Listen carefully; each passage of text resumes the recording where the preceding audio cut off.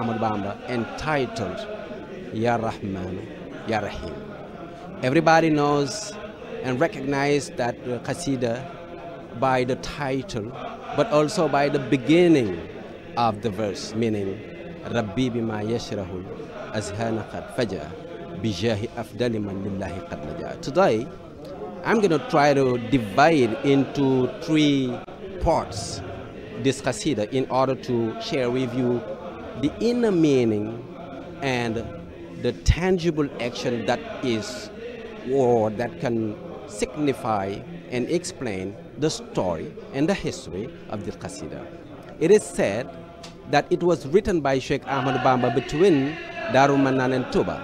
At that time, there was a very important action and situation that was directly linked to the colonial power, because while people discovered that Sheikh Ahmad Bamba was surrounded, and around him people found kings, teachers, and warriors, they thought that Sheikh Ahmad Bamba hid in his houses in Darul Mannan weapons in order to prepare a war against the colonial power. And they came to control, they came to evaluate, they came to visit in Darul Mannan. And they discovered that nothing was there except writings of Sheikh Ahmad Bamba. But when they arrived, it was a gloomy situation. People were afraid. And the Sheikh told them, don't worry, don't move, just keep reading the Holy Quran, and gave them this xassida called Ya Rahman, Ya Rahim, telling them nothing negative will happen. Just be concentrated. That xassida is known by most of the murids. The first verse of the xassida is Rabbi bima yashrahul azhan qad faja'a bijahi afdali man lillahi qad laja. My Lord has surprisingly bestowed me divine graces. The Sheikh, by the way he explained, is showing face. He said, I was not expecting anything, but just God gave me by his graces as a surprise one of the most important graces. And that is a point of faith, meaning God doesn't have any kind of right towards his creation. But if he gives you something, you just consider it as a gift. That's what the Sheikh said. And the second verse, he said, Hamdi li Rabbil Karimin la sharika lahu. This also is just one of, the verses of Sheikh Ahmad Bamba, but it is showing the face of the Sheikh, because he's trying to let people understand the unicity of God. He said, La sharika lahu. Wa sadri al yawma nuran sati an mala. The Sheikh precise, but any time he quote God, at the same time, he linked him directly to the Prophet, peace and blessings be upon him, because he constitute, his like a kind of shelter.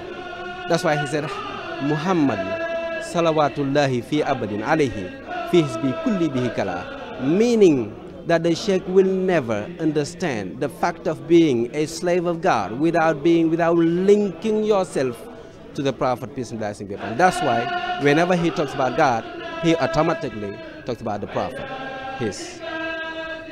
the one for whom he worked. And now the second part is about, preparing people to ask for mercy, for clemency, for forgiveness to God. He did it not only for his person, he did it for the sake of God, but also he asked God to give favors, graces, and mercy to all people and all human beings. He said, Adhu ilahi allazi hammat mawahibuhu li jumlatil khalq ma yakhtar man bara. I mean, this is one of the largest points of the praise of Sheikh Ahmad Bamba. He tried to say that, God, you got so many favors. Oh, please, God, don't consider our ignorance. Don't consider our mistakes. Just give your favors to every human being. And he said, Najaytuhu jalla awaman wa karramani takrima hadin wa kulli min lagan bariya.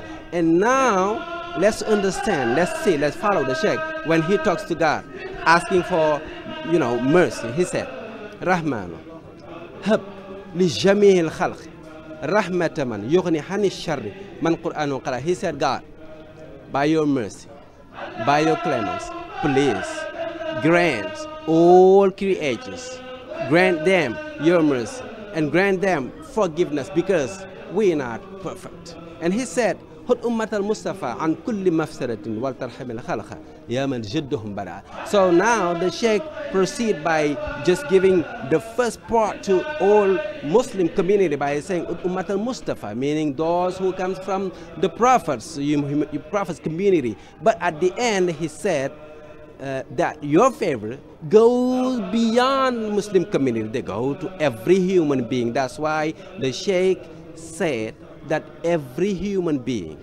is a part of the community of God. And I ask you, God, to give them favor by mercy, by privilege, by graces, and by forgiveness. This is part of, the inner sense of this xassida called Ya Rahman Ya Rahim Rabbi Bima Yasha.